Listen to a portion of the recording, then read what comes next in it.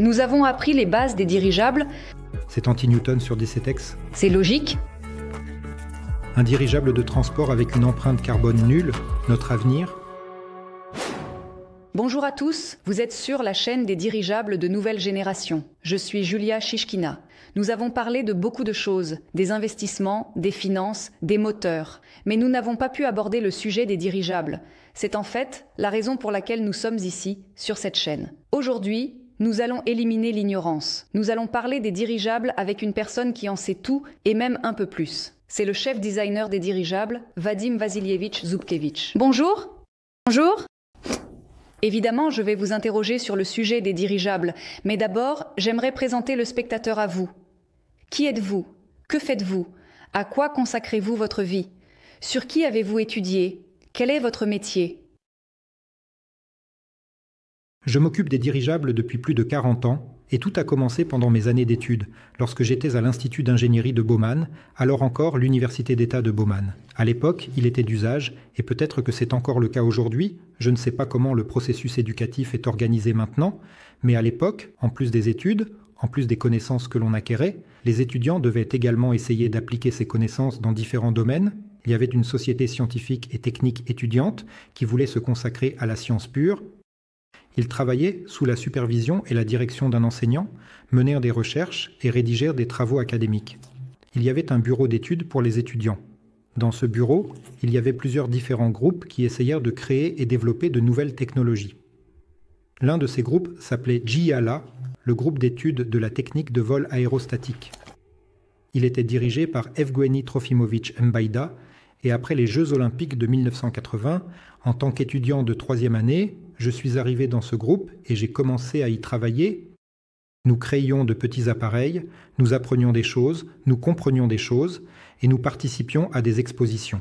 À l'époque, il y avait un mouvement toute union de créativité scientifique et technique de la jeunesse. Des expositions de créativité scientifique et technique de la jeunesse étaient organisées et nous y participions. Après cela, j'ai commencé à travailler au bureau d'études d'automatisation de Dolgoprudny, après avoir terminé l'institut en 1984. C'était le seul, disons en fait, bureau d'études dans l'Union soviétique qui s'occupait de la technique de l'aérostation. C'est-à-dire, vous voulez dire, vous êtes dans le domaine des dirigeables depuis vos années d'études? Oui, bien sûr. Cela fait déjà plus de 40 ans. Donc, il n'y aura pas d'histoire incroyable où l'idée vous est venue soudainement. C'était prévu dès le départ.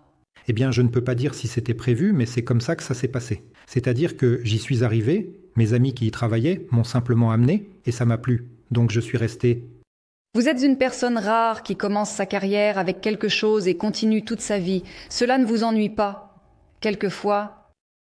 C'est si captivant. Non, vous savez, l'ingénierie créative est en soi fascinante, très variée, car il y a différents projets. Chaque projet est nouveau, on commence tous avec une page blanche. Donc, nous créons une vie ordinaire. Mais je ne peux pas dire que j'ai passé toute ma vie à faire de l'aérostation. J'ai eu une période, environ 14 ans je pense, où je travaillais dans la technologie sous-marine. Mais tout cela est très proche. Quoi? Nous nageons dans l'air, nous nageons sous l'eau, c'est à peu près la même chose. C'est juste que la densité du milieu est différente. Eh bien, en parlant du fait qu'il y a toujours un front de travail différent et varié, à quel point les dirigeables contemporains et modernes d'aujourd'hui et ceux qui sont apparus il y a exactement 100 ans, sont-ils vraiment différents? En fait, qu'est-ce qu'un dirigeable il y a 100 ans et qu'est-ce qu'un dirigeable aujourd'hui? Commençons même plus tôt qu'il y a 100 ans. En fait, l'homme a volé dans les airs pour la première fois, non pas avec des appareils qui volent selon le principe dynamique, comme les avions ou les hélicoptères, où la portance est créée par l'air en mouvement, mais l'homme a volé pour la première fois dans les airs avec un appareil qui utilise le principe aérostatique. Tout commence avec les frères Montgolfier. C'était encore, excusez-moi, au XVIIIe siècle. Donc, au XVIIIe siècle, l'homme a volé dans les airs pour la première fois, a commencé à voler, et le XIXe siècle, c'était vraiment l'ère des aérostats libres. Ils étaient très développés, les gens volaient beaucoup. Peu de gens savent, par exemple, que pendant la guerre franco-prussienne, les troupes prussiennes ont totalement et complètement bloqué, assiégé Paris. En effet, le seul moyen par lequel le Paris assiégé communiquait avec le reste de la France était en fait, essentiellement, les aérostats libres. C'est-à-dire que les gens s'envolaient et transmettaient des rapports et des messages très importants, des informations cruciales. Également, ainsi, et le mot dirigeable est français, il signifie littéralement contrôler en français. Il y avait des aérostats libres qui, disons, volent au gré du vent. Nous choisissons le vent approprié, nous montons dans les airs grâce à la force aérostatique, nous volons où le vent nous porte. Bien sûr, nous choisissons le vent qui nous porte. Et à mesure que les moteurs ont commencé à se développer, lorsque des moteurs de plus en plus puissants sont apparus, la question s'est posée de savoir s'il ne fallait pas voler contre le vent, c'est-à-dire que les moteurs puissants permettent déjà, et vers la seconde moitié du XIXe siècle, des appareils aérostatiques avec des moteurs ont commencé à apparaître qui essayaient déjà de lutter contre le vent et de voler contre le vent. Au début, bien sûr, les moteurs étaient très faibles et les vitesses étaient petites, 40 km/h et 50, mais le progrès avançait, et en fait, l'ère classique du dirigeable est tout de même la période entre la Première et la Seconde Guerre mondiale, lorsque les plus grands dirigeables ont été construits, dans lesquels les vols les plus réussis ont eu lieu. Peu de gens savent encore que l'homme a atteint le pôle pour la première fois avec quoi ? Pas avec des chiens, pas avec un avion, mais avec un dirigeable. C'était, si ma mémoire est bonne, en 1927 ou 1928. C'était l'expédition en dirigeable Norvège, avec les dirigeables construits par Nobel. Ce sont des dirigeables très connus. Mais le plus grand dirigeable soviétique domestique, le SRV-6, a également été construit par Umberto Nobel, un spécialiste italien. Sous sa direction, il a été construit. Pour son époque, c'était un appareil exceptionnel. Des records de durée de vol y étaient établis. Une fois, il a volé, je crois, pendant 130 heures dans les airs. C'est plus de 5 jours, pouvez-vous imaginer ? 5 jours dans les airs pour un aéronef. Aucun autre aéronef ne peut faire quelque chose de similaire. Rappelons-nous encore de l'ère des Zeppelin. Le plus célèbre appareil de type rigide, le Zeppelin Z-127. Il a, je crois, volé presque 130 fois en Amérique du Sud, de l'Allemagne et retour, c'est-à-dire Friedrichshafen, Buenos Aires et retour. Pouvez-vous imaginer ? Il a fait le tour du monde avec 3 escales intermédiaires. Le problème de ces dirigeables était, disons, qu'ils volaient tout de même à l'hydrogène. Certainement. Parlons un peu maintenant, donc, du principe aérostatique du vol, parce que puisque c'est lead best, alors parlons de tout, comme on dit, depuis Adam même. Le problème est que c'est dangereux. Eh bien oui, l'hydrogène, c'est certainement extrêmement dangereux. Alors, qu'est-ce que l'aérostatique précisément ? En effet, il y a un gaz qui est beaucoup plus léger que l'air. Il y a également la loi d'Archimède qui dit que tout corps immergé dans un milieu est poussé vers le haut par une force qui est exactement égale au poids du fluide déplacé. Si c'est de l'eau, sa densité est d'environ 1000. L'eau douce a une densité de 1000 kg par mètre cube. Donc, disons, un récipient d'un mètre cube immergé dans l'eau est poussé vers le haut avec une force d'environ 1000 kg. L'air est un milieu beaucoup moins dense. L'atmosphère est telle qu'elle est. Sur d'autres planètes, il y a une atmosphère plus dense, comme sur Vénus, ou au contraire beaucoup plus raréfiée, comme sur Mars, tandis que sur Terre, l'atmosphère est telle qu'elle est. Il y a dans le tableau l'atmosphère standard, car les paramètres de l'air varient un peu, mais on considère généralement l'atmosphère standard. Qu'est-ce que l'atmosphère standard ? C'est au niveau de la mer, à une température de 15 degrés Celsius. La densité de l'air est d'environ 1225 kg par mètre cube. Voilà combien pèse un mètre cube d'air. Donc si nous créons par exemple, disons, un appareil volant, par exemple un ballon, un appareil volant hypothétique et conditionnel, qui possède un volume total de 1000 mètres cubes, il déplace donc 1225 kg d'air. Si nous décidons de créer un tel appareil de 1000 mètres cubes avec le poids de la structure et le poids du gaz à l'intérieur, qui ensemble totalisent 1225, il s'élèvera alors simplement dans l'air comme un appareil aérostatique. La force de portance dépend de la densité du gaz que nous utilisons, et cette densité est essentielle pour la performance et l'efficacité globale. Le gaz le plus léger est l'hydrogène, qui pèse environ 80 grammes par mètre cube, mais il est dangereux, il brûle et est explosif, ce qui le rend extrêmement peu sûr pour de nombreuses applications. Ce n'est pas tant qu'il brûle, mais dans des limites très larges. Lorsqu'il se mélange à l'air, en fait, il forme des compositions explosives dangereuses qui se détonnent simplement et ne sautent pas comme de véritables explosifs puissants. L'hélium est ininflammable et totalement inerte. C'est un gaz complètement sûr pour toutes les utilisations pratiques possibles. C'est pourquoi l'hélium est beaucoup plus difficile à obtenir. La technologie avancée des années 20-30 n'en était qu'à ses débuts pour produire de manière efficace de grandes quantités d'hélium à une échelle industrielle. C'est pourquoi tout le monde volait à l'hydrogène. On peut vraiment saluer ces personnes, car la technologie était assez complexe, les appareils étaient très grands, les méthodes de calcul étaient imparfaites, il n'y avait pas de technologie informatique, et en général, les matériaux, nous en parlerons séparément, n'étaient pas les plus avancés. Et pourtant, les gens volaient, réalisant des vols vers le pôle Nord, autour de la Terre, traversant l'Atlantique. C'était vraiment de la chance. Il faut vraiment saluer le courage et l'ingéniosité des personnes qui ont créé de tels appareils volants. Mais vous dites déjà qu'il était très difficile de tout calculer, pratiquement impossible, et les gens y parvenaient. Grâce à quoi ? Eh bien, on ne peut pas dire que c'était impossible, simplement les méthodes de calcul étaient empiriques, elles reposaient sur de grandes hypothèses, les gens ne calculaient pas, disons, jusqu'à chaque rivet, chaque boulon, ils avaient en gros une idée de la résistance. Ils n'allaient pas vraiment dans les détails de la résistance locale. Et, disons, les connaissances sur la turbulence de l'atmosphère étaient encore imparfaites, les matériaux, bien que le duralumine soit déjà apparu, mais maintenant des matériaux beaucoup plus modernes sont disponibles, et tout cela peut être fait plus léger et plus résistant. Mais ne nous éloignons pas de nos discussions. Et bien sûr, si dans les années 20-30, on avait déjà pu obtenir par des moyens industriels la quantité nécessaire d'hélium, de tels accidents tragiques qui ont conduit au déclin de l'ère des dirigeables n'auraient en effet certainement jamais eu lieu.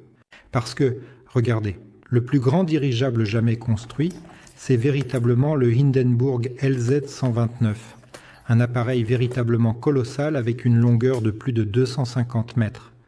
En fait, ce qui s'est passé, comme il a été établi par la suite, c'est qu'un des câbles internes a en effet éclaté.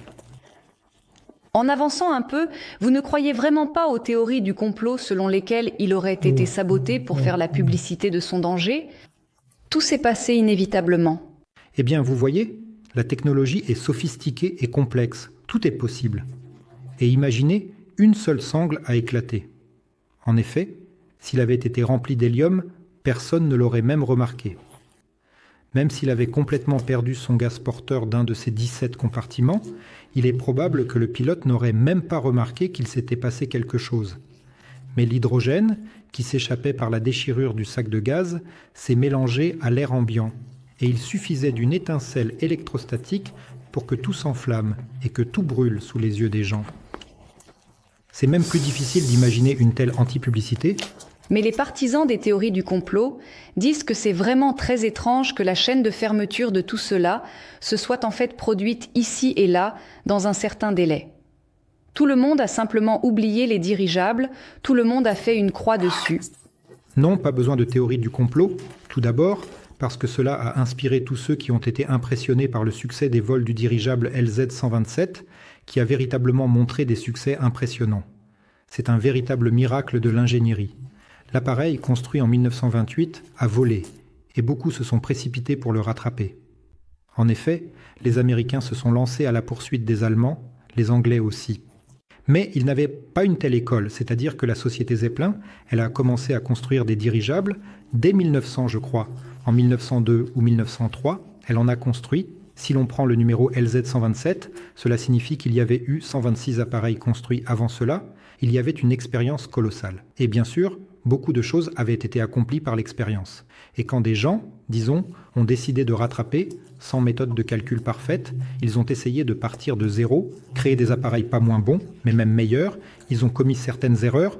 Et vous pensez que tout s'est passé à peu près en même temps ? Parce qu'ils ont tous commencé à voler en même temps. Et même la perte du dirigeable R100 anglais n'aurait pas été si terrible s'il y avait eu de l'hélium à la place de l'hydrogène. Ensuite, il a été surchargé, mais ne rentrons pas dans les détails techniques de ces dirigeables.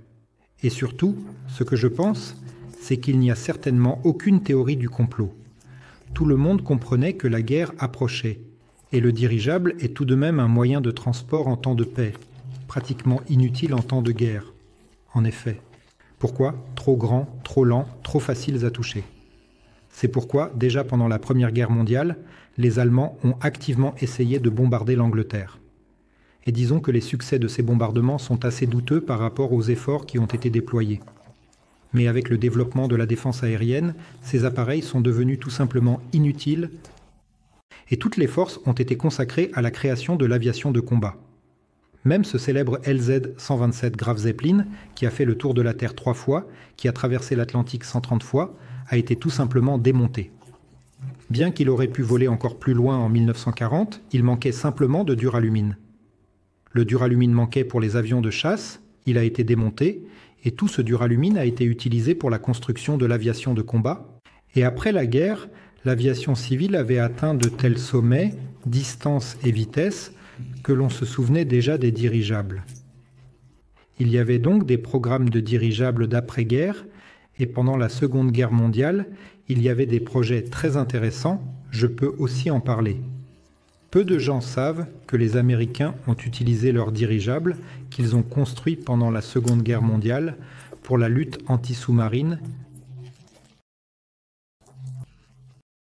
c'est-à-dire que les convois qui traversaient l'Atlantique, accompagnés de dirigeables, n'ont pratiquement pas souffert des attaques des sous-marins allemands. Après tout, le dirigeable était un moyen de détecter les sous-marins, de transmettre leurs coordonnées, afin que certains navires de guerre qui protégeaient les convois puissent repousser ces sous-marins. Ils se sont révélés très efficaces. Et de nombreux dirigeables ont été construits. Ils volaient au-dessus de l'Atlantique. Ils ont volé après la guerre. Le dernier dirigeable que les Américains ont retiré de la marine, c'était en 1962. Ce furent les plus grands dirigeables à structure souple. C'était le LZ-3V, si je me souviens bien de toutes les désignations. C'était le plus grand dirigeable à structure souple d'environ 42 000 mètres cubes, ou approximativement 42 000 mètres cubes. Que signifie schéma souple ? Parlons-en encore un peu plus. Les dirigeables, les types possibles de dirigeables, les souples, les semi-rigides et les rigides. Donc, les dirigeables souples, c'est quand la coque du dirigeable est comme un ballon gonflable, elle est faite de certains matériaux, à l'intérieur se trouve de l'hélium, et à l'intérieur se trouve un ballonnet. Comme un ballon, oui. Donc, la forme est maintenue grâce à la pression interne. Les premiers matériaux qui ont permis de créer de tels dirigeables étaient basés sur le coton, c'était en effet des fils de coton, et les revêtements étaient en caoutchouc naturel, c'est-à-dire en caoutchouc. Les matériaux étaient de manière significative assez imparfaits. Puisque nous parlons des matériaux, parlons un peu des termes textiles. Donc la résistance des matériaux textiles est désignée de nos jours en unités, telles que le centinewton par décitex. En particulier, qu'est-ce que le centinewton ? Le centinewton est un centième de newton. Le tex désigne un fil d'une épaisseur telle qu'à une longueur de 1 km, il pèse 1 gramme. Et le décitex est un fil qui a une épaisseur encore plus petite.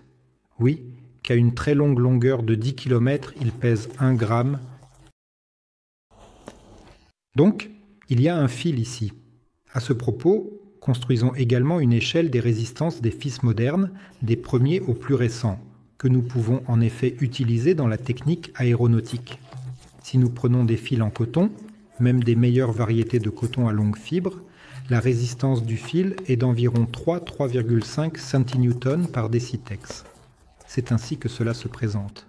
3,5. Cela signifie que c'est le meilleur des fibres naturelles. Donc, pas de viscose, peut-être que la soie des meilleures, mais la soie des chères. Donc, dans le cas des dirigeables, il y avait des tissus en coton. Environ avant la guerre, avant la Seconde Guerre mondiale, des nylons sont apparus. Les nylons ont une résistance d'environ 6-7 centinewtons par décitex. Ils sont résistants ? 2 fois, oui. Quelque part dans les années 50, je ne me souviens pas exactement, les années 50, peut-être les années 60, début des années 60, ce sont des fibres synthétiques en polyester. Chez nous, elles sont connues sous le nom de lavzane. Lavzane, oui, ce sont des fibres en polyester. Lavzane, où pouvons-nous le voir ? Dans les vêtements.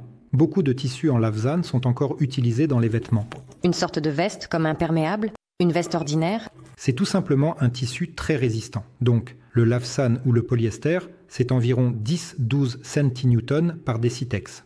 Dans les années 70, des fibres haute résistance sont apparues, qui ont immédiatement été utilisées pour fabriquer des gilets pare-balles. Tous les connaissent sous le nom de Kevlar. Le Kevlar, c'est environ 22 centinewtons pour 20 décitex. Cela signifie-t-il que le dirigeable ne pouvait en aucune façon être percé par des armes à feu conventionnelles ?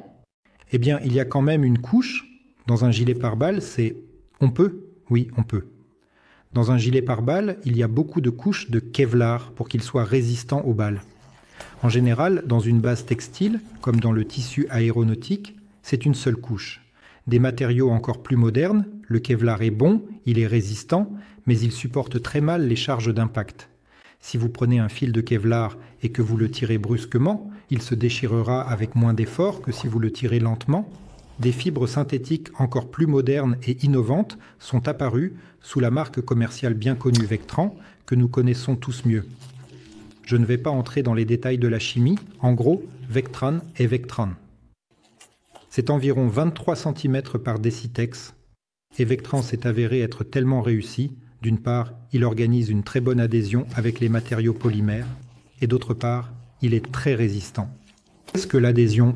C'est la capacité de liaison, c'est-à-dire que nous appliquons un matériau polymère sur une base textile, principalement du polyuréthane, et le lien entre cette couche supérieure en polyuréthane et la couche de force en Vectran est tel que lorsque nous soudons les tissus, il nous suffit d'avoir un recouvrement de 20-15 mm et nous obtenons une couture de résistance équivalente. Donc, nous prenons cette couture, tirons, et elle se déchire non pas le long de la couture, mais dans le matériau principal. Il suffit de souder un recouvrement de 15-20 mm grâce à l'excellente adhésion entre le polyuréthane et le Vectran. Mais c'est actuellement le summum, disons, des matériaux aéronautiques à base de Vectran, mais il existe en fait des fibres synthétiques qui sont certainement plus résistantes. Par exemple, le Zylon, cela est environ 29 cN par décitex. Qu'est-ce que cette résistance nous apporte ? Cela nous donne la possibilité de créer un dirigeable souple de plus en plus grand. Plus nous augmentons la taille, plus nous avons besoin d'un tissu résistant.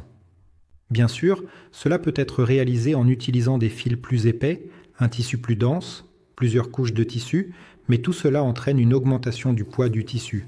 Alors qu'ainsi, nous pouvons créer un tissu très léger avec les matériaux modernes à base de Vectran, où la couche de force est en Vectran. Il est déjà possible de créer un dirigeable souple d'environ 100 000 m3, environ. Et nous parlons de la même légèreté que celle du premier coton avec ses fils légers, nous parlons d'un poids exactement identique, mais il sera beaucoup plus résistant et durable. Il sera plus léger, même encore plus léger. Par exemple, ces grands dirigeables américains qui volaient juste après la Seconde Guerre mondiale, qu'ils utilisaient comme défense anti-aérienne, contenaient tout de même du nylon, et le tissu, où se trouvait la structure principale de ce grand dirigeable de 30 000 m3, pesait environ 800 grammes par mètre carré. Maintenant, sur une base de Vectran, un tel tissu peut être créé avec une résistance similaire, voire supérieure, à 300 grammes par mètre carré. C'est donc tout un progrès dans les matériaux. Il est tout simplement colossal. Par conséquent, avec les matériaux modernes, ces dirigeables doivent être beaucoup meilleurs, beaucoup plus fiables, beaucoup plus perfectionnés. Quel est le talon d'Achille du dirigeable souple ? Quel est le danger ? C'est que nous devons constamment et attentivement observer la pression à l'intérieur. Eh bien, en vol, c'est clair, nous surveillons constamment, mais quand il arrive et se pose sur le mât. Même sur le mât, lorsque nous avons complètement coupé l'alimentation du dirigeable, nous devons également surveiller. Il ne faut pas permettre que la pression à l'intérieur de l'enveloppe disparaisse, sinon ce dirigeable sera très probablement immédiatement détruit par une rafale de vent plus ou moins forte. Et donc, détruit de quelle manière ? Regardez, si nous avons une enveloppe complètement lisse, qui a la pression interne nécessaire, qui est calculée très précisément, qui est absolument sûre, qui est maintenue strictement dans les limites nécessaires et appropriées, alors la résistance, je ne vais pas donner de chiffres exacts, est extrêmement faible pour une telle enveloppe le long de l'axe principal. Dès que la pression interne disparaît, et grâce au flux d'air constant à l'avant, une cuillère distincte se forme, c'est-à-dire une bosse notable, et la résistance aérodynamique de ce dirigeable particulier augmente de plus de 10 fois, très très rapidement, particulièrement vite, notamment et spécifiquement. Et que se passe-t-il visuellement ici ? Visuellement, il va se détacher, il sera arraché du mât et emporté. Il perdra le contrôle, sera emporté. Oui, il sera emporté. C'est pourquoi il ne faut en aucun cas permettre à un tel dirigeable de perdre sa pression interne. Il faut surveiller cette pression, c'est-à-dire que tant qu'il est sur le mât, tout cela est constamment surveillé. Mais néanmoins, il a le droit d'exister, n'est-ce pas ? Oui, bien sûr, il a ce droit. Tous les dirigeables modernes qui volent, comme le Skyship, le Cipelin NT et le WDL allemand, par exemple, personne n'est dérangé par cette particularité. Eh bien, parce qu'ils volent, ils ont décollé, ont réalisé leur publicité ou leur tournage, ou ont transporté des passagers, comme le Cipélin NT le fait au-dessus du lac de Constance, puis ils ont accosté. Cela nécessite simplement des efforts supplémentaires. Nous n'avons pas parlé davantage des dirigeables souples. Pourquoi les dirigeables semi-rigides sont-ils apparus ? Les dirigeables semi-rigides étaient un compromis, car le dirigeable rigide est très laborieux à créer. Et la résistance, disons, des fils en coton ne permettait pas de créer des dirigeables souples de grand volume en coton. C'est alors qu'Umberto Nobile a proposé ce schéma de dirigeable semi-rigide qui avait en bas une grande poutre de quilles développée, permettant de transmettre très doucement toutes les charges de toutes les masses concentrées sur une enveloppe pas très résistante. Et grâce au fait que la poutre de quilles ajoutait de la rigidité, il était possible de maintenir à l'intérieur de ce type de dirigeable, disons, une très basse pression, que même le tissu en coton pouvait supporter. Ces dirigeables d'Umberto Nobile, que ce soit en Italie, en Norvège ou le V6 de l'URSS, avaient une capacité d'environ 18 500 mètres cubes, c'est-à-dire environ 110-120 mètres, ou en effet environ 115 mètres de long, et la pression qu'il maintenait pendant le vol à l'intérieur de ce dirigeable était d'environ 5 mm de colonne d'eau. Vous pouvez vous imaginer, vous avez un tuyau en verre courbé, vous y avez versé de l'eau colorée, une extrémité du tuyau est connectée à l'enveloppe et l'autre est simplement ouverte à l'atmosphère. Et la différence de niveau entre ce côté et celui-ci ne sera que de 5 mm. Et pour les dirigeables souples ? Voici les dirigeables modernes et innovants, puisque j'ai travaillé intensément avec les dirigeables AU-30 que nous avons créés et développés au centre d'invention d'Orgmu. Nous avons, disons, une plage de pression que nous maintenions dans l'enveloppe, c'est-à-dire la pression à laquelle nous activions les ventilateurs de manière garantie, et la pression à laquelle nous ouvrions les vannes de manière garantie, c'est-à-dire pas en dessous, avec soin. L'activation des ventilateurs ne devait pas dépasser l'ouverture des vannes, c'était entre 45 et 60 mm, donc plus de 10 fois. En effet, grâce à cela, et à l'utilisation de matériaux modernes, nous avions une base en polyester sur le U30, et le dirigeable volait normalement, nous maintenions cette pression de manière significative. Nous avions également 2 ventilateurs, 4 vannes et des ballonnets, notamment. Beaucoup de gens demandent ce que sont les ballonnets, pourquoi ils sont nécessaires dans les dirigeables, dans le schéma souple. Parlons un peu de cela, c'est-à-dire que le volume de gaz respire constamment. Si la température de l'air augmente légèrement, le soleil chauffe, l'hélium se dilate. Si le soleil se cache derrière les nuages, l'hélium se contracte. Nous montons un peu plus haut, la pression atmosphérique diminue légèrement et l'hélium se dilate à nouveau. C'est stabilisateur. C'est, disons, une possibilité, un moyen de maintenir cette pression dans l'enveloppe dans des limites très étroites. Dès que nous montons ou que la température du gaz augmente pour une raison quelconque, le gaz se dilate. À l'intérieur de l'enveloppe, il y a des cavités d'air, c'est-à-dire qu'il y a une membrane qui sépare la cavité gazeuse à l'intérieur de l'enveloppe de l'air. Et nous pouvons certainement maintenir la pression à l'intérieur de l'enveloppe en libérant de l'air. Et quand, au contraire, nous descendons ou que la température du gaz diminue, pour ne pas perdre la pression interne, nous devons en effet augmenter la pression dans l'enveloppe, nous activons les ventilateurs de manière à fonctionner correctement et efficacement. L'un des systèmes principaux de tout dirigeable souple est le système air-gaz, c'est-à-dire un système qui, à l'aide de capteurs, suit automatiquement la pression dans l'enveloppe de manière optimale et précise, et tout d'abord signale en temps réel et en continu. Il signale au pilote que la pression est basse ou élevée et active automatiquement le ventilateur, ouvre automatiquement les vannes pour maintenir cette pression dans les limites nécessaires.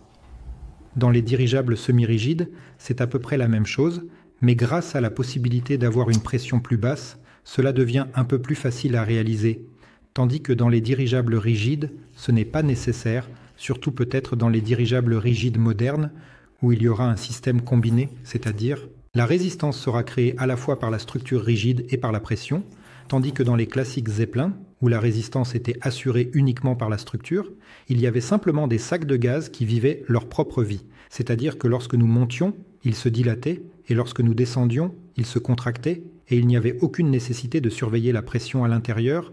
Alors, de quoi sont faits les rigides? Quels matériaux exactement?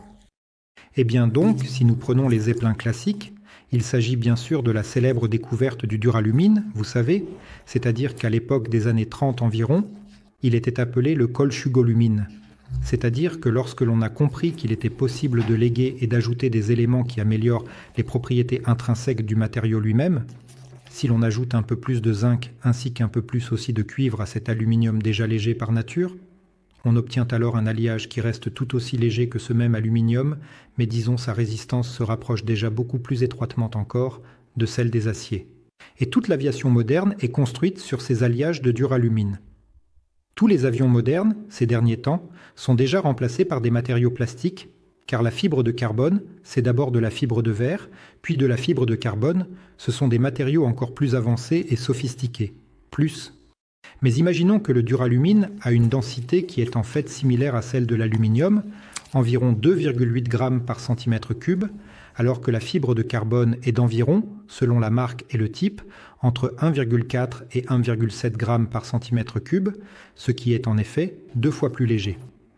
De plus, si la résistance du duralumine est d'environ 350 mégapascales, celle des fibres de carbone peut en fait dépasser 1000 mégapascales, soit en effet 4 fois plus résistante.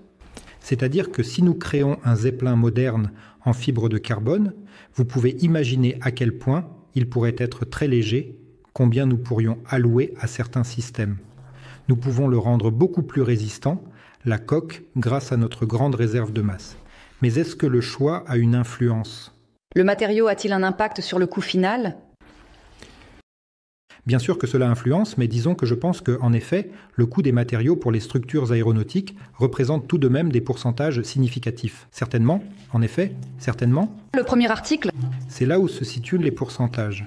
Le plus important est de regarder la charge de travail. En effet, les grandes structures aéronautiques sont produites de manière significative différemment. Des matrices spéciales de grande taille sont créées et les couches sont posées successivement. C'est pourquoi les constructions en fibre de carbone sont très coûteuses, car l'outillage est très cher.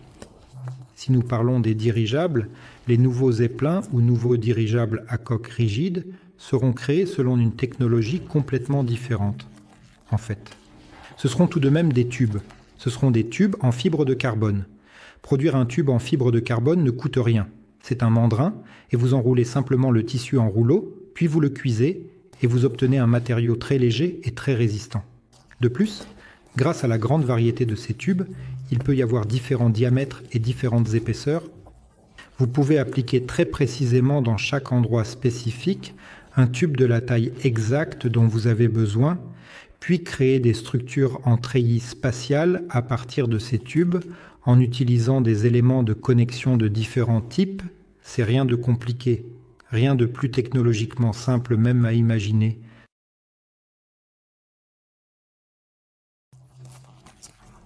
Donc, créer un corps de dirigeable en tube en fibre de carbone, je pense que c'est évidemment possible. Il faut bien travailler là-dessus, bien sûr, et également, pour que ces nœuds de connexion soient soigneusement fiables, pour calculer avec précision la structure, pour l'appliquer de manière très judicieuse, sans la surcharger, tout en la rendant assurément sûre, bien entendu. Mais en termes de charge de travail et de rendement en poids, un tel corps sera certainement de loin meilleur que ce qui a été fait dans les zeppelins dans les années 1930. Vous dites que cela sera fait, mais sur le marché mondial, personne ne le fait ainsi. Il y a actuellement des projets qui tentent de créer de tels dirigeables. Sergey Brin, l'un des fondateurs et propriétaires de la société Google, ne fait pas beaucoup de publicité sur le fait qu'il travaille sur un tel dirigeable. Donc il est dans le hangar, il est actuellement en cours de création. Malheureusement, il n'a pas encore volé, car il travaille dessus, mais de tels travaux sont en cours. Je suis en fait intéressé par vos jeux de coulisses. Vous dites qu'il ne fait pas de publicité, mais vous le savez. Comment connaissez-vous tous vos concurrents en face? Comment en apprenez-vous sur eux? Eh bien, le bouche à oreille, quelqu'un apporte quelque chose sur la queue. En gros, dans n'importe quel business, dans n'importe quel domaine, c'est comme chez tout le monde. Eh bien oui, bien sûr, et ceux qui cuisinent dans la même, disons, dans la même assiette, dans la même petite casserole, ils se connaissent tous à peu près Alors parlez des concurrents russes, qui d'autres s'en occupent. Partons de quelle information? Il y a 6 mois, le président a émis un décret « Donner des dirigeables ». Comment cela s'est-il passé? Quel est ce décret? Mais après cela, tout le monde s'est agité. Il y a eu un forum à Novosibirsk, des ingénieurs se sont réunis, ont discuté du marché actuel. Ici, toute cette histoire a de nouveau repris. Ils ont maintenant introduit le crowdfunding. Eh bien, je ne peux pas parler pour tout le monde, mais je n'étais certainement et absolument pas à ce forum à Novosibirsk. Disons qu'il y a de l'intérêt certain car tout le monde comprend que les dirigeables ont leur propre place spécifique dans le marché. Ce n'est pas un avion et ce n'est pas non plus un hélicoptère. Par exemple, un dirigeable ne volera jamais aussi vite qu'un avion. Tout le monde comprend cela très bien d'ailleurs. Un dirigeable ne pourra jamais atterrir sur une petite plateforme comme peut facilement faire un hélicoptère uniquement en raison de ses dimensions imposantes. Tout le monde comprend aussi cela, mais un dirigeable peut certainement surpasser un avion et un hélicoptère, par exemple, en durée de vol. En effet, par exemple, ni un avion ni un hélicoptère ne peuvent rester dans les airs pendant 5 à 7 jours. Un dirigeable le peut, clairement. Avec le développement moderne de la technologie des drones, disons qu'il n'est pas nécessaire de voler rapidement. Je considère fermement que toute l'aviation de transport devrait certainement être sans pilote. Pourquoi? Parce qu'un dirigeable vole, par exemple, à 120, 130, 150, mais 180 km à l'heure. Et imaginez que vous devez parcourir, disons, 3, 4, 5 000 km, cela signifie que vous partez en vol pour plusieurs jours. Cela signifie que vous devez certainement avoir plusieurs équipes à bord. C'est-à-dire que quelqu'un est aux commandes, quelqu'un pilote l'appareil, tandis que d'autres se reposent. Donc il faut des cabines, des provisions, du confort.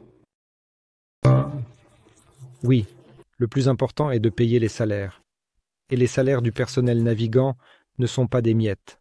Par conséquent, les dirigeables sans pilote de la même taille et du même volume, mais qui volent sans personne, seront économiquement avantageux, gérés par un opérateur. Disons que l'intelligence artificielle gère, mais l'opérateur au sol contrôle. Et ces dirigeables, oui, ils peuvent immédiatement augmenter considérablement la part du poids au décollage de cet appareil et on peut augmenter significativement la part de la charge commerciale parce qu'il y a une différence entre avoir des personnes à bord, où les exigences en matière de sécurité, de redondance des systèmes, d'installations énergétiques, etc., sont complètement différentes. Et il y a une autre situation, disons, si vous perdez 60 tonnes de cargaison. C'est tout de même une vie humaine, ce sont des choses incomparables. Vous parlez de certaines livraisons de marchandises. En même temps, pour les vols passagers, ils peuvent avoir 2 aspects. Ils peuvent être des divertissements et agréables, comme les promenades et mémorables pour les touristes, ce que fait, par exemple, Zeppelinity au-dessus du lac de Constance, en particulier. C'est-à-dire des endroits vraiment magnifiques, de belles vues et panoramiques lors des excursions aériennes et inoubliables. Aucun avion, ni même hélicoptère, ne peut offrir le même niveau de sécurité et de confort que le dirigeable. Sensations incroyables. Oui, sensations inouïes. Mais l'avion vole haut, tu vois quelque chose là-haut? Eh bien oui. Et ici, il y avait peut-être divers projets, allant jusqu'à faire un sol en verre dans une partie de la gondole, pour pouvoir marcher. Dans quelle mesure cela peut-il être accessible pour une personne moyenne? Actuellement, les prix des vols sont très tristes. Et dans quelle mesure cela peut-il être abordable? Promenade touristique. Cela peut être accessible quand ce sera produit en masse. Pour l'instant, tout cela est fabriqué, disons, en petites séries et à l'unité, c'est assez cher. Voici la société Zeppelin & pour un vol d'1 heure, 400 € à mon avis. Eh bien, 40 000, c'est bien sûr un résident moyen. Il est d'atteinte. Mais des gens viennent de partout dans le monde. Des gens viennent de partout dans le monde. Oui. Eh bien, si cela devient massif, on peut certainement réduire le prix des billets par 10. C'est-à-dire que la production en série permet une réduction colossale des coûts de production. En même temps, les dirigeables peuvent être demandés pour le transport de passagers, surtout sur les lignes courtes. Regardez, organiser une ligne aérienne sur des distances de moins de 400 km n'est pas vraiment faisable non plus. C'est-à-dire que 400 km, mais tout est encore plus ou moins économiquement viable. Par exemple, 200 km. On me demande si on peut établir une ligne Tula-Moscou en dirigeable. Oui, c'est possible. Je viendrai vous rendre visite en dirigeable? Eh bien, nous ne pourrons pas rivaliser avec le bus. Mais il y a des endroits où le dirigeable ne sera pas en concurrence. Je donne toujours cet exemple. La distance entre les deux villes, Tallinn et Helsinki, est de 90 km, mais elles sont séparées par le golfe de Finlande et le ferry met 4 heures. Et si c'est en voiture? Et aller à Pavadia en voiture? Il n'y a pas de pont là-bas, rien, pas d'option. Non, 90 km, ces ponts ne sont pas construits. C'est-à-dire que nous avons soit tu navigues, soit tu voles. Tu voles, 90 km. En avion, personne ne te transportera 90 km. Non, ce n'est pas économiquement viable. Il n'a même pas le temps de prendre de l'altitude. Bien qu'il existe des lignes de 90 km, cela doit être subventionné par l'État. Donc, aucune commercialisation, exploitation de cette ligne. Non, seulement si tu as un hélicoptère personnel. Oui. Mais il est possible de créer une ligne de passagers en dirigeable sur 90 km. Et il y a beaucoup d'endroits comme ça dans le monde. D'accord, combien de temps faudra-t-il pour que le dirigeable monte, vole et redescende? Pas besoin de monter haut. La hauteur optimale est 500 mètres. Pas besoin de monter plus. Combien de temps prendra-t-il? 90 km. Ce navire met 4 heures à naviguer. Peut-être pas 4, peut-être 3, selon la vitesse. Bon, 3 ou 4, moins d'1 heure. Cela peut être fait comme un tramway. Il volera aller-retour chaque heure. Après tout, c'est à l'étranger. Nous pouvons maintenant essayer de trouver des points similaires en Russie. Après tout, l'agglomération d'Helsinki compte déjà plus d'1 million d'habitants. L'agglomération de Tallinn compte déjà plus de 500 000 habitants. Donc s'il y a une possibilité de faire des allers-retours comme en tramway, et pour à peu près le même prix, je pense que cette ligne sera très demandée. Pour le même prix, probablement pas de sitôt. Pas de sitôt. Supposons qu'il y ait beaucoup d'îles, par exemple l'île de Man, située entre l'Angleterre et l'Irlande. Il y avait des projets. Ils voulaient aussi créer une ligne de dirigeable en lien avec l'Angleterre, car 4 heures en bateau, c'est aussi un plaisir. Surtout quand il y a une tempête, quand ça tangue. Non, il n'y avait pas de dirigeable en série, imaginez. La mer de Gé, combien d'îles il y a là-bas, combien il en fallait, l'archipel indonésien, des endroits comme ça. Même en Russie, je regarde, l'année dernière, je suis allé en voiture en Carélie et je suis passé par Petrozavodsk. Et de l'autre côté du lac Onega, tout ce qui est au-delà de l'Onega est pratiquement coupé. Pour arriver à Petrozavodsk, il faut soit prendre cette fusée qui ne navigue qu'en été, et en hiver il n'y a pas de liaison, soit faire le tour du lac Onega en voiture. S'il y avait un tel dirigeable et un port à l'aéroport, toutes les petites villes au-delà du lac Onega seraient reliées à leur capitale, Carélie.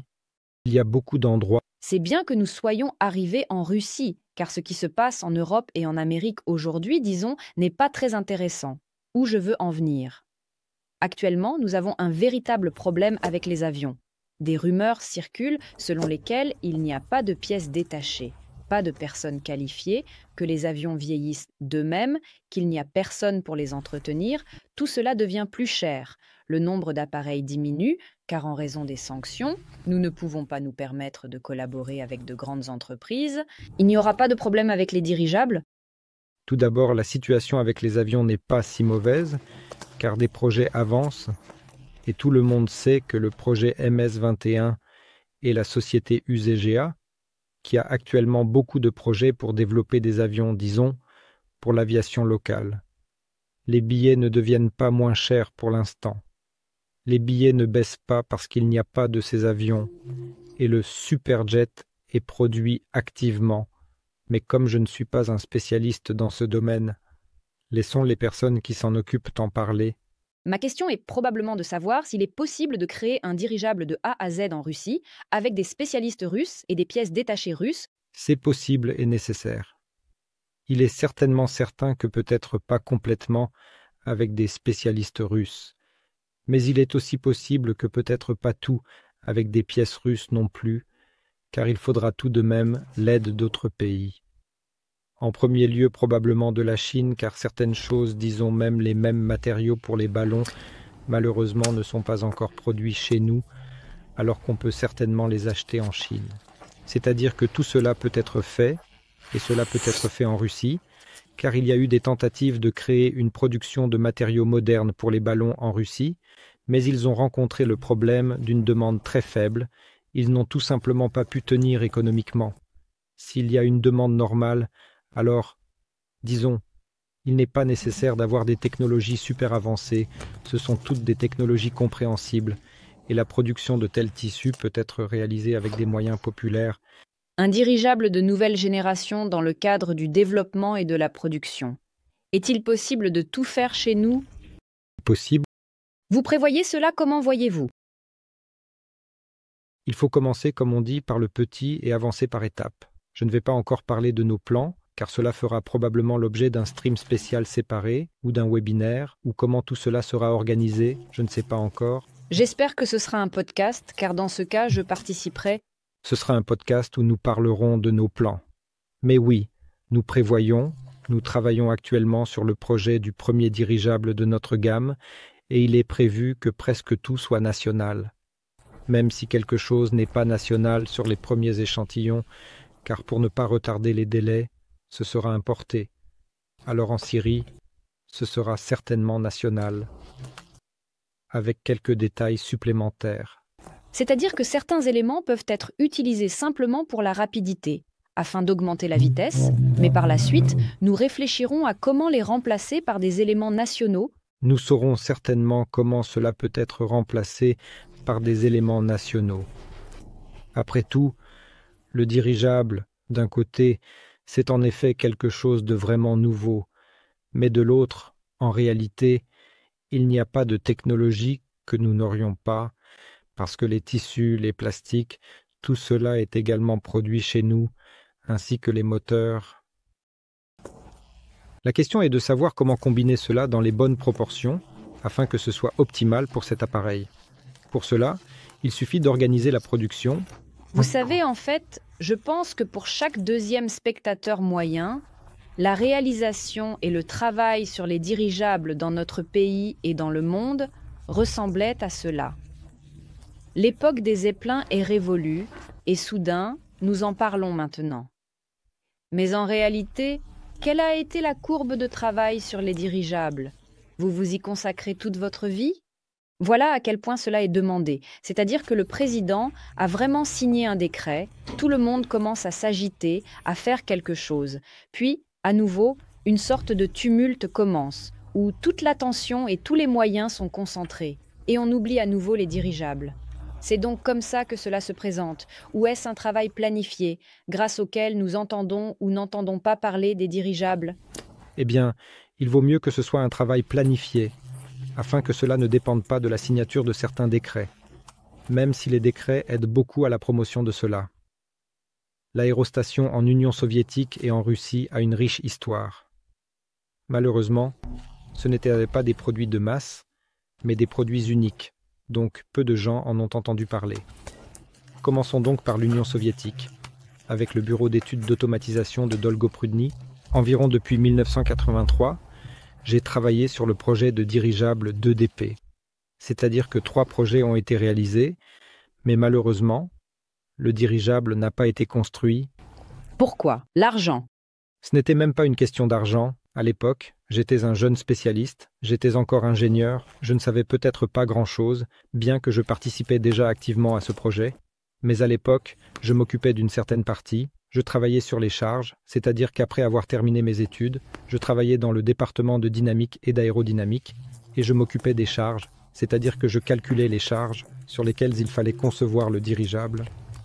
C'était moi, un jeune spécialiste, qui venait de sortir de l'Institut. 3 projets ont été réalisés, 3 variantes de projets. Pourquoi cela n'a pas été construit, je ne peux pas le dire. Que ceux qui étaient à la tête de l'entreprise à l'époque répondent. C'est vraiment très intéressant de se demander pourquoi et à quel moment tout s'arrête. Pour vous, il est clair que le travail ne s'arrête pas, mais nous ne voyons pas de dirigeable dans le ciel. Pour quelle raison? À la fin des années 90, j'ai des informations sur un thermoplan, pour lequel l'État a même alloué 18 millions de dollars. Mes ingénieurs ont tout conçu, l'ont fait décoller, il s'est écrasé, ils se sont serrés la main et se sont dispersés. Eh bien, disons qu'il ne faut absolument pas faire le fou. La technique aéronautique, en effet, ne pardonne pas les erreurs. Il était prévu, encore une fois, que je n'avais pas de lien direct avec le projet du thermoplan, donc je ne vais rien dire. Mais ce que je n'ai pas aimé personnellement, en tant que spécialiste, c'est que je n'aime pas du tout quand on s'aventure dans l'inconnu, quand on invente de nouvelles formes sans justification suffisante.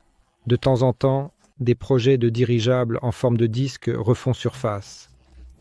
Je considère que c'est un chemin sans issue, car ces constructions en forme de disque sont très aérodynamiquement instables. N'importe quelle rafale, disons, peut les renverser, il est très difficile d'assurer leur stabilité. C'est pourquoi je suis toujours en faveur de la classique. Et si nous nous aventurons à inventer quelque chose de nouveau, il faut y prêter une attention très particulière, c'est-à-dire qu'il doit y avoir un grand volume de recherche, et d'abord, il aurait fallu réaliser un thermoplan de petite taille, le faire voler, comprendre tous les problèmes, plutôt que de construire immédiatement ce gigantesque dirigeable qui devait soulever ces dizaines de tonnes. Eh bien, cela a vraiment brûlé le portefeuille. Cette somme de 18 millions de dollars. Je ne pense pas que ce soit elle qui ait brûlé le portefeuille, mais c'est vrai que ce qui était prévu était bien sûr magnifique, mais les gens se sont lancés dans ce qui avait encore été peu étudié.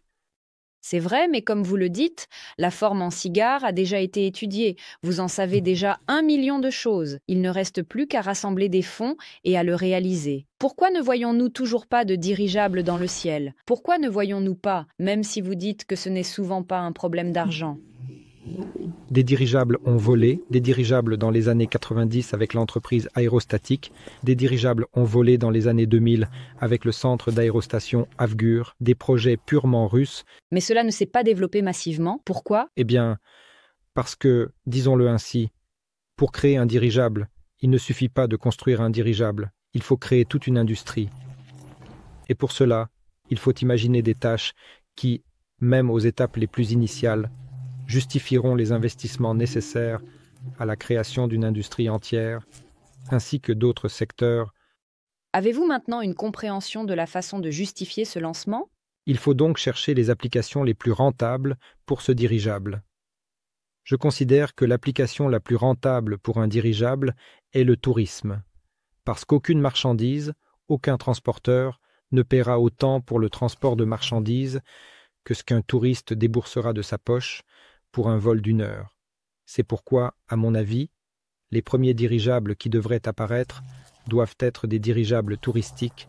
Ensuite, au fur et à mesure que cette industrie se développera progressivement, la production de dirigeables passera à la série, à une production de masse, et c'est seulement à ce moment-là qu'il faudra penser à passer au transport. Parce que, disons, si nous parlons de l'économie, et en considérant tous les aspects, en termes économiques, cela devient crucial. Pour transporter du minerai et être compétitif par rapport à un train, un dirigeable ne pourra jamais coûter si peu que cela soit économiquement justifié. Certains chargements, un dirigeable peut les transporter, surtout s'il s'agit d'une zone difficile d'accès. Et là, disons, il n'y a pratiquement pas d'infrastructure. Oui, il peut transporter des opérations uniques. De gros chargements indivisibles existent dans le monde. Même, disons, l'énergie éolienne moderne se développe tellement. Vous savez que les tailles de ces pales qui sont installées sur les éoliennes les plus puissantes dépassent 100 mètres de long. Et pour transporter cette pale de l'usine, disons, vers l'endroit où le convoi sera assemblé, oui, il y a des problèmes. Et dans les zones montagneuses, s'il vous plaît, transportez-les. C'est beaucoup plus simple quand vous mettez ça en mer. Maintenant, la mer se développe, car sur un bateau, on peut transporter tout ce qu'on veut. Pourquoi je n'aime pas le transport maritime? Il pollue l'eau. Le transport maritime pollue l'eau. C'est comme ça, si c'est grand, nous parlons. Il est clair qu'on peut mettre un petit moteur électrique sur un bateau, un canot, Mais pas sur un cargo. Et parlons-nous comment il pollue l'eau, par les émissions du moteur diesel ou par le fait qu'il déverse quelque chose par bord? Les deux. Eh bien, il déverse des produits de ses activités et il faut les traiter d'une manière ou d'une autre. S'ils imposent l'exigence d'interdire les déversements, que tout cela soit évacué à l'aéroport d'une manière ou d'une autre, et que cela soit clairement surveillé, alors, j'espère, il n'y aura pas de déversement.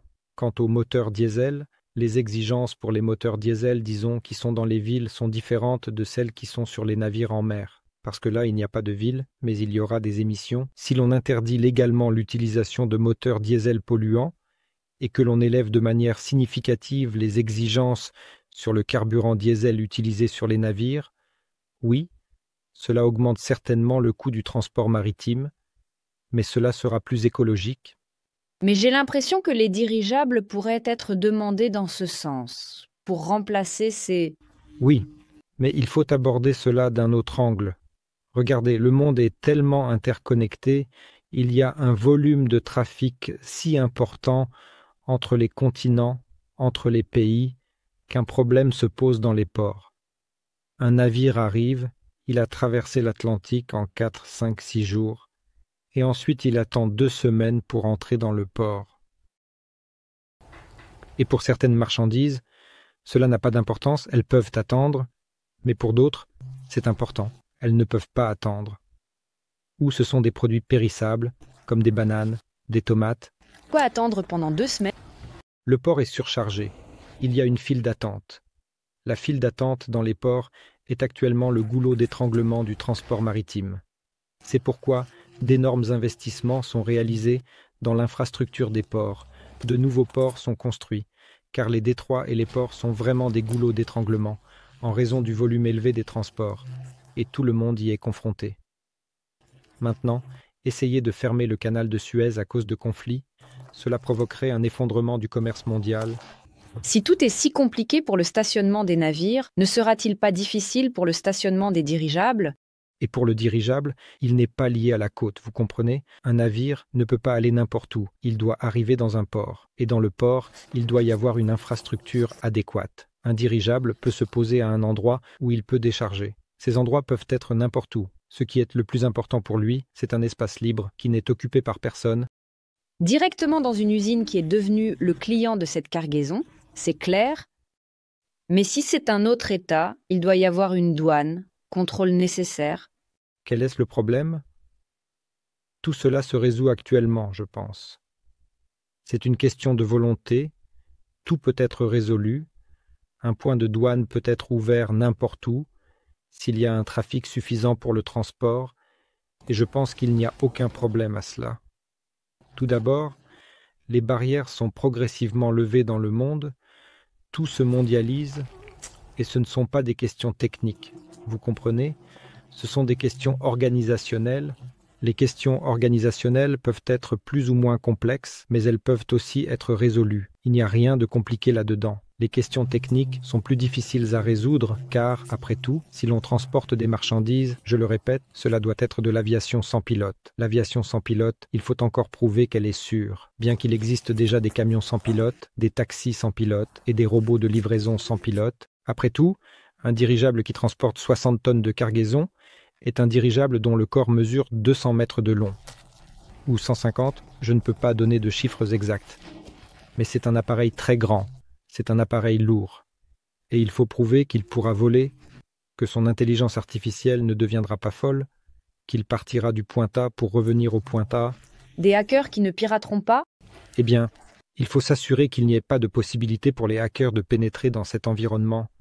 C'est aussi certainement captivant et fascinant, car un si grand nombre de personnes se rassemblent pour donner vie à ce projet ambitieux, en plus des ingénieurs dévoués qui s'y consacrent depuis déjà 40 ans. Ce sont aussi des personnes compétentes qui doivent savoir gérer efficacement les situations complexes. Des personnes qualifiées qui doivent être capables de gérer à distance depuis le sol avec précision et expertise. Où tout cela est-il enseigné? Dans nos universités. Cela doit être structuré, comme je l'appelle, en arbre ou en structure tridimensionnelle. Disons que si nous imaginons un arbre, il y a des racines, un tronc et des branches. Alors, qu'est-ce que la Racine? La Racine, c'est l'entreprise qui conçoit et fabrique des dirigeables. Elle est à la base de tout. Il y a peu d'entreprises de ce type dans le monde. Par exemple, dans le monde de l'aviation, nous connaissons tous Airbus, Boeing, Irkut chez nous en Russie, Superjet Sukhoi, il y en a peu. Ainsi, les consommateurs des services de ces entreprises sont les compagnies aériennes. Ce sont des entreprises qui organisent l'exploitation de ces aéronefs. Elles doivent également avoir du personnel formé, elles doivent posséder les certificats nécessaires, les qualifications de vol. Tous les spécialistes doivent être certifiés et elles organisent une exploitation sécurisée. Il y a aussi des consommateurs, des organisations commerciales qui commandent certains services auprès des compagnies aériennes. Ce sont des entreprises de transport et de logistique, des entreprises de logistique qui achètent, je ne sais pas, des vols, des tonnes, des kilomètres et des services supplémentaires. Et tout ce flux d'argent doit aller des racines aux feuilles et des feuilles aux racines, aller-retour. Quand une telle structure sera établie, toute une industrie, alors cela fonctionnera efficacement et sera commercialement justifié. Il faut simplement une certaine part critique d'investissement pour établir toute cette structure. C'est pourquoi je dis qu'il faut commencer par les tâches les plus rentables, où c'est plus facile à faire, où c'est moins cher à réaliser. Ensuite, quand cela se développera, passer à d'autres niveaux. Ou ce n'est pas si... Nous parlons d'un état touristique. Est-ce votre opinion ou celle de tout le centre de réflexion, de l'état de nouvelle génération? C'est mon opinion, et j'espère que tous les autres spécialistes me soutiennent. Je suis prêt à débattre avec ceux qui ne pensent pas de cette façon. Y a-t-il des débats animés? Bien sûr, pour n'importe quelle raison. De l'endroit où appliquer, à quel numéro de roulement utiliser. Vous comprenez? Les débats se tiennent pour n'importe quelle raison, car les gens ont beaucoup d'opinions. Je pense que les débats sont utiles s'ils ne se transforment pas en dispute pour le plaisir de se disputer. Parce que dans les débats, bien sûr, la vérité naît, si les gens la cherchent, s'ils veulent parvenir ensemble à une solution correcte, la plus optimale. Vous avez déjà tous un tel bagage de connaissances, un bagage d'erreurs, un bagage de succès. Je pensais que vous n'aviez plus rien à débattre et que vous alliez vous séparer. La technologie ne reste pas immobile, vous comprenez. Même le dirigeable AU-30, auquel j'ai participé très activement, est tout de même un projet de 2004. Cela fait 20 ans. Tout peut être fait différemment, tout peut être fait mieux. C'est pourquoi de nouvelles opportunités apparaissent, de nouveaux matériaux apparaissent, de nouvelles idées apparaissent. Et bien sûr, le fait que la société Nova veuille à nouveau construire un dirigeable, je ne dirai pas que j'espère. Je crois fermement que nous allons réussir un grand pas par rapport au dirigeable AU-30. Vous ne débattez pas encore sur le nom? Non, allons-y. Pourquoi devrions-nous débattre du nom? Bien sûr, c'est une vieille vérité, comme vous nommez votre yacht, comme vous nommez votre dirigeable, c'est ainsi qu'il naviguera. Donc, il devrait probablement y avoir un nom dynamique qui nous stimulera. Que pouvez-vous proposer? Je ne vais pas proposer. J'ai lancé un concours et selon mon goût, j'ai le droit, qui m'a été accordé, de choisir le gagnant. Ce n'est bien sûr pas un guide d'action. Cela ne signifie pas qu'il faudra nommer le premier dirigeable ainsi, mais j'aime ce nom. Donc le cadeau promis ira à Sergi Proix. J'aime beaucoup le nom pionnier, car les personnes qui me suivent un peu plus que celles des dirigeables de nouvelle génération savent que je fais de la musique. Pionnier, c'est notre entreprise de produits acoustiques. Et puis pionnier, eh bien c'est le premier. C'est logique? Oui, en fait, si l'on se souvient des années soviétiques, quel était le slogan? Pionnier, un exemple pour tous les garçons. Donc, que ce dirigeable soit un exemple pour tous les autres aéronautes et continue, pour ainsi dire, un nouveau chemin vers le développement aéronautique. Sergi Prix. Nous écrirons notre adresse e-mail sous votre commentaire et vous, s'il vous plaît, envoyez-nous tous vos contacts par e-mail, où vous souhaitez recevoir le cadeau, quelle taille vous souhaitez. En gros, nous restons en contact avec vous. Et nous allons continuer? Le lien avec Dimitri Duyunov intéresse beaucoup de monde. Il y a beaucoup de commentaires. Un dirigeable peut-il être équipé d'un moteur Slavyanka? Et en général, parlons des moteurs qui peuvent être utilisés dans les dirigeables. Eh bien, commençons par le fait que tous les dirigeables qui ont jamais été construits avaient tous des moteurs à piston à leur base. Ils ont également évolué et ont eu une longue histoire, les moteurs à piston aéronautiques. Je ne connais aucun projet de dirigeable avec des moteurs à turbine à gaz, et aucun dirigeable de ce type n'a été construit. Donc tous les dirigeables avaient des moteurs à piston, des très anciens aux très modernes, qui sont actuellement en cours de création et en évolution. Et le dirigeable que nous allons créer maintenant aura également un moteur à piston aéronautique à sa base. Mais cela ne signifie pas que les dirigeables voleront toujours uniquement avec des moteurs à piston. Pourquoi ? Parce qu'il y a actuellement une tendance à la décarbonisation des transports. Et maintenant, tout le monde cherche des moyens, des start-up apparaissent pour réduire l'empreinte carbone des transports en général. Tout le monde connaît les voitures électriques, moins de gens connaissent les voitures à hydrogène car elles sont moins répandues. Bien que de nombreuses entreprises les produisent également, et elles circulent aussi, même en Russie, chez nous, des entreprises. Enfin, elles sont importées chez nous. Nous n'avons pas de développeurs locaux. Et donc, à mon avis, je pense que si l'on passe déjà à la technologie aéronautique, le dirigeable est en effet le premier candidat pour l'utilisation d'un moteur à hydrogène. Il n'y a donc aucune restriction de volume, des conditions beaucoup plus favorables pour le stockage de l'hydrogène à bord de l'appareil, mais c'est tout de même une affaire d'avenir. À l'avenir. Avançons vers cela, étape par étape. C'est-à-dire que les premiers dirigeables que nous allons créer seront tout de même équipés de moteurs à combustion interne, de moteurs à piston, mais je suis fermement convaincu que, à mon avis, le premier aéronef commercialement réussi avec un moteur à hydrogène qui volera jamais sera un dirigeable. Et j'aimerais beaucoup que ce soit, en effet, mon dirigeable. C'est pourquoi nous y réfléchissons aussi. Nous pensons que c'est possible. Après tout, l'hydrogène, encore un retour de l'hydrogène à bord de l'aéronef après toutes ces terribles catastrophes, disons qu'il faudra briser une certaine inertie de pensée, c'est-à-dire qu'avec les matériaux modernes, les capteurs modernes et les contrôles modernes des fuites, tout cela sera beaucoup plus sûr, mais cette sécurité devra d'abord être assurée et ensuite prouvée comme étant sûre, car aucun aéronef ne s'élèvera dans les airs tant qu'il n'aura pas passé une procédure de certification suffisamment complexe et laborieuse, de manière rigoureuse et minutieuse, de manière approfondie et détaillée, en effet, de manière significative, et bien sûr, de nos jours, à l'évidence, sans aucun doute, de façon indéniable, en toute sécurité, de manière sûre et sécurisée, de manière prouvée et vérifiée. Après tout, comme on dit, l'histoire de l'aviation est écrite dans le sang, donc toutes ces règles qui ont été établies ne doivent pas être enfreintes. Elles ne sont pas là par hasard. Tout cela concerne la sécurité des passagers. Donc, encore une fois, je dis aussi en plaisantant qu'il existe de vieilles religions. Je ne veux blesser personne. Il y a de vieilles religions et il y a de nouvelles religions techniques. Ainsi, dans l'aviation, la principale religion est la sécurité, tout doit être sûr. Et la deuxième, c'est, la suivante en importance, c'est l'économie de poids, c'est-à-dire qu'il faut économiser du poids, car plus c'est léger, plus c'est économiquement efficace. Donc, la sécurité avant tout et l'hydrogène à bord, cela sera bien sûr.